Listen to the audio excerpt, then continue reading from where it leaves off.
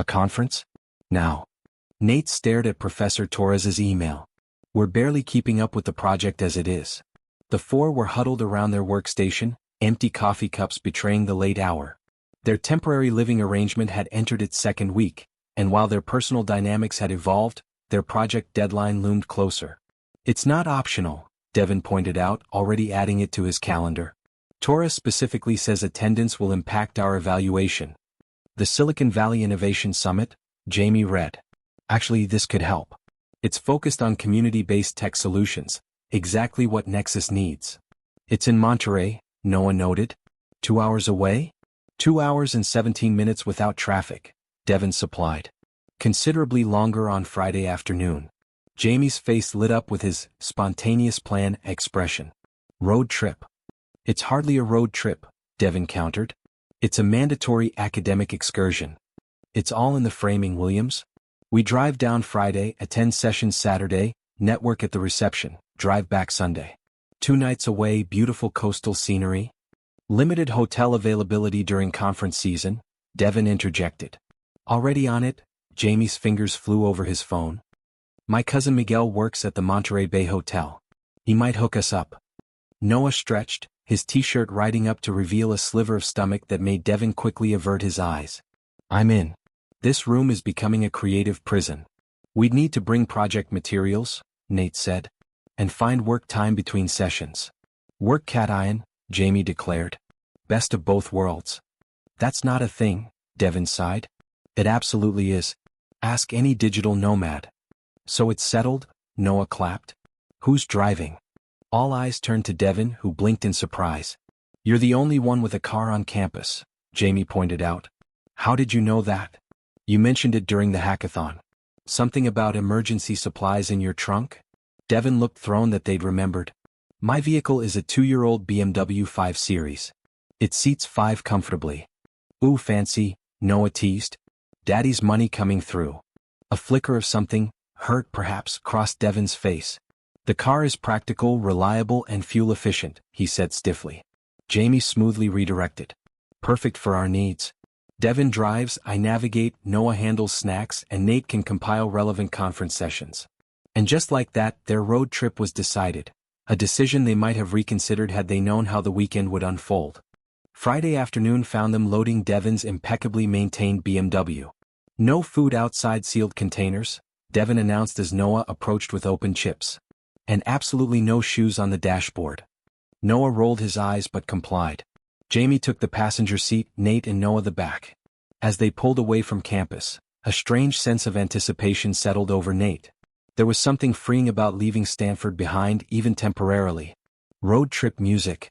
Noah declared, reaching for the car's Bluetooth. I have a carefully curated driving playlist, Devin objected. Let me guess, classical music and NPR podcasts? There's nothing wrong with Bach and economic analysis. For driving? Everything is wrong with that. Noah paired his device and an upbeat Latin pop song filled the car. To everyone's surprise, Jamie immediately sang along in perfect Spanish. You know Bad Bunny? Noah looked impressed. My abuela would disown me if I didn't, Jamie laughed. Soundtrack to my entire summer last year. Even Devin seemed caught off guard by Jamie's effortless shift into Spanish. Nate watched as Jamie occasionally translated lyrics with a mischievous glint suggesting the original Spanish was considerably less PG-rated. They fell into an easy pattern. Noah's eclectic playlist providing soundtrack, Jamie keeping conversation flowing, Devin offering occasional historical facts about landmarks, and Nate content to absorb it all. About an hour from Monterey, the BMW made an ominous clanking sound. Devin frowned. That's not normal. Probably road debris, Jamie suggested optimistically. The clanking intensified, followed by a worrying whine from under the hood. Devin's knuckles whitened on the steering wheel as the car shuddered. With professional precision, he guided it to a scenic overlook and cut the engine.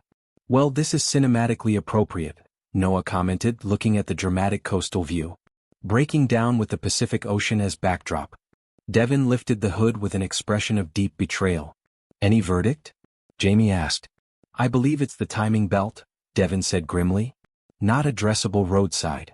Didn't you say this car is only 2 years old? Noah called. Yes, Devin's tone was clipped. Which makes this highly irregular and extremely concerning. Nate pulled up his phone map. We're near Half Moon Bay. There should be service stations in town. Nate continued scrolling through his phone. But there's a severe coastal storm warning further south. The highway to Monterey is experiencing flooding in several sections. A series of calls confirmed their situation. A tow truck would come, but the mechanic couldn't look at the car until Monday.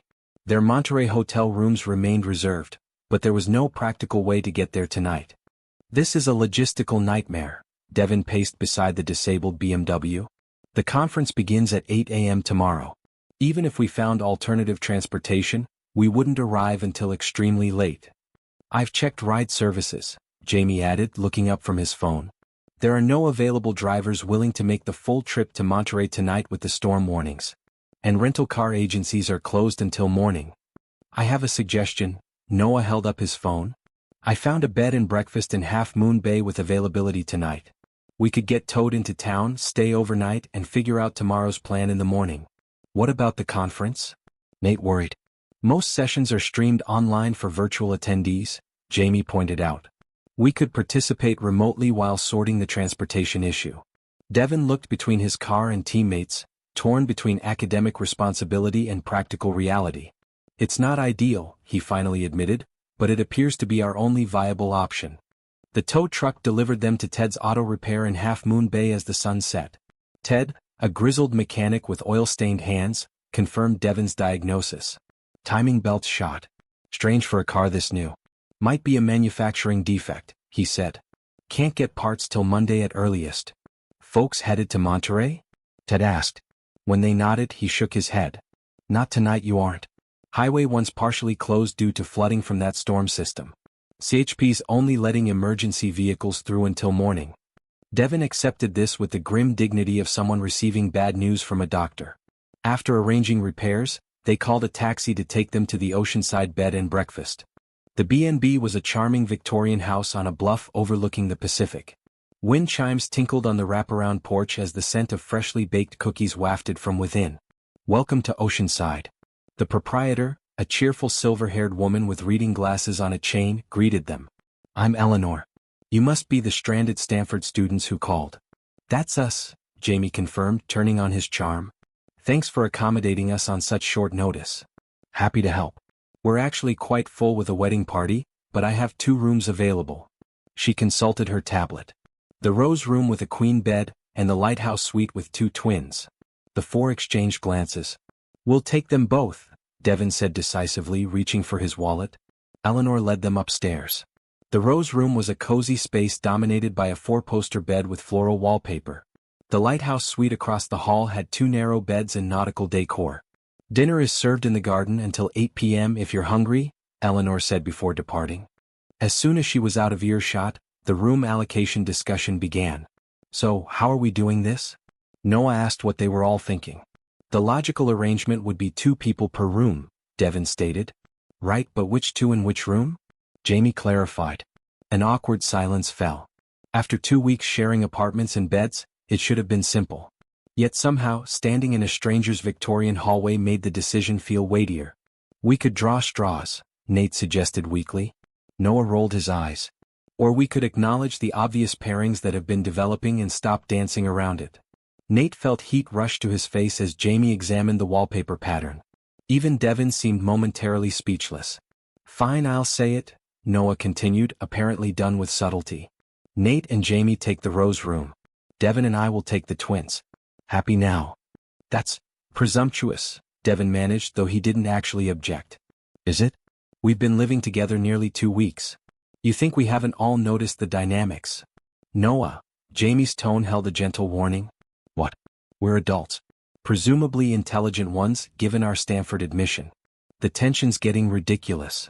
Perhaps this isn't the appropriate venue for this discussion, Devin said stiffly, glancing toward the staircase where guests might appear. Fine. You and I can continue it in the Lighthouse Suite. These 2 can have their own conversation in floral paradise. Noah grabbed his bag in Devin's sleeve, pulling the startled finance major toward their assigned room. The door closed firmly behind them, leaving Nate and Jamie alone in the hallway. Well, Jamie said, his usual confidence noticeably dimmed. That was mortifying. Nate supplied. I was going to say direct, but yours works too. A small smile played at Jamie's mouth. Noah does have a way of cutting through nonsense. Nate shifted his weight, suddenly intensely aware they were standing outside a room with a single bed. Not that they hadn't been sharing at Zach's apartment, but this felt different. More deliberate, less pragmatic. We could ask Eleanor about a rollaway bed, he offered half-heartedly. Jamie's eyes met his, searching. Is that what you want? Was it? Nate wasn't sure anymore. The past 2 weeks had reshuffled his priorities in ways he was still processing. What had started as a practical solution had evolved into something he wasn't quite ready to name but wasn't willing to relinquish. No, he admitted finally. But I don't want assumptions or pressure either. Jamie's expression softened. How about dinner first? I'm starving and life-altering conversations should never happen on an empty stomach. The tension broke and Nate smiled with relief. Deal. The B&B's garden dinner exceeded expectations, with seafood and vegetables served family-style under string lights. They found themselves seated with wedding party members, a welcome distraction from their own interpersonal complications. So how long have you all been together? Asked a woman who introduced herself as the bride's cousin. About 3 weeks, Jamie answered smoothly. We're working on a project together at Stanford. Oh, I thought you were. Never mind, she laughed. More wine. The misunderstanding lingered over the meal, casting an additional layer of awareness over their interactions. Noah took perverse delight in playing it up, leaning against Devin's shoulder when laughing or casually fixing his collar. Devin, surprisingly, tolerated these liberties with minimal eye-rolling. After dinner, they retreated to the parlor where Eleanor had set up a workspace with conference login information. For 2 hours, they focused on project work, reviewing the conference schedule and planning which virtual sessions to attend. We should get some rest, Devin eventually suggested. First sessions begin at 8 a.m. The moment they'd been postponing had arrived. With exaggerated casualness, they gathered their materials and headed upstairs. At the hallway junction, Noah gave them an exaggerated wink before practically shoving Devin into the lighthouse suite. Inside the Rose Room, Nate busied himself with his nightly routine, hyper-aware of Jamie's presence as they navigated the limited space. The intimacy of brushing teeth side by side at the small vanity felt different here than at Zach's apartment. So, Jamie said finally, sitting on the bed's edge in a Stanford t-shirt and pajama bottoms. Noah wasn't entirely wrong, was he? Nate paused in setting his glasses on the nightstand. About what? The obvious pairings, as he put it. There it was, the conversation they'd been circling for days. Nate sat beside Jamie, leaving a few inches between them. I don't know what's obvious to other people, he said carefully. I barely know what's obvious to myself half the time. Jamie laughed softly. Fair enough. Let me be direct then, I like you, Nate. In a way that goes beyond project teammates or convenient roommates. The simple declaration hung in the air. Nate stared at his hands, heart hammering against his ribs. You don't have to say anything back, Jamie continued when the silence stretched. I just wanted you to know where I stand. I like you too, Nate blurted, the words escaping before he could overthink them. I'm just not great at this. At what? This? Nate gestured vaguely between them. Relationships. Feelings. Words. Good thing one of your talents is learning new languages, Jamie smiled, cautiously reaching for Nate's hand. Code, mathematics, and now, whatever this is. Nate looked at their joined hands, Jamie's warm fingers interlaced with his. It felt right in a way that transcended logical analysis. I'm not exactly a relationship expert myself, Jamie admitted. My last boyfriend said I was too invested in everyone else's problems to focus on our own. You do have a tendency to try to fix things, Nate observed. Like this whole road trip. Is that a bad thing? No, Nate squeezed Jamie's hand. It's one of the things I like about you. You see solutions where others see obstacles. The conversation flowed more easily after that, moving from cautious admissions to comfortable exchanges as the wall clock ticked past midnight. They talked about their families, their aspirations beyond Stanford, and the unexpected detour that had brought them to this particular moment. Do you think Noah and Devin are having a similar conversation? Jamie wondered, now lying beside Nate on top of the quilt, shoulders touching. I'm having trouble imagining Devin discussing feelings at all, Nate admitted. But Noah's pretty persistent. They balance each other. Like we do. Nate turned his head to find Jamie already looking at him, their faces closer than they'd ever been. Is that what we do? Balance each other? You ground me, Jamie said simply. And maybe I help you take a few more risks. Like this one, Nate thought as he leaned forward, closing the small distance between them. The kiss was gentle, tentative, a question as much as an answer. Jamie responded in kind, his hand coming up to rest against Nate's cheek. When they separated, Jamie's smile was soft in the dim light. See? You're better at this than you think.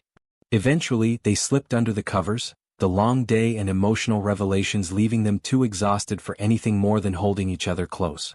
As Nate drifted towards sleep, Jamie steady breathing beside him, he found himself unexpectedly grateful for a broken timing belt. Across the hall, he wondered if Noah and Devin had found their own path to understanding, or if they were still locked in the elaborate dance of attraction disguised as antagonism. Tomorrow would tell. For now, the oceanside bed and breakfast creaked around them, the sound of distant waves a gentle backdrop to four lives becoming irrevocably entangled.